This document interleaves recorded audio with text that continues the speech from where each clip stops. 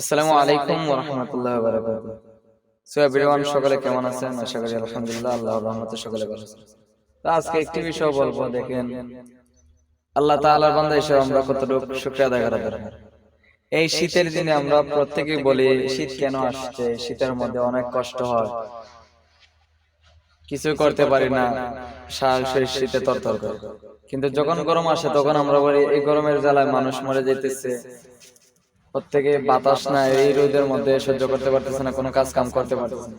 সর্ব অবস্থা আল্লাহর কাছে শুকরিয়া আদায় করা দরকার। আল্লাহ তাআলা যেমন আমাদেরকে রাখছেন, যেভাবে আমাদেরকে রাখছেন, শুকরিয়া আদায় করা দরকার। কারণ দেখেন সব সময় কিন্তু জীবন একরকম যায় না, অনেক সময় সুখে অনেক সময় দুঃখে। তেমনি ভাবে যদি 12টা মাস গরমে যেতে তাহলে আমাদের অনেকের কষ্ট হতো, কিন্তু আল্লাহ তাআলা এই নিয়ামত দান করছেন কিছু 12 মাসের মধ্যে কিছু শীত কিছু গরম।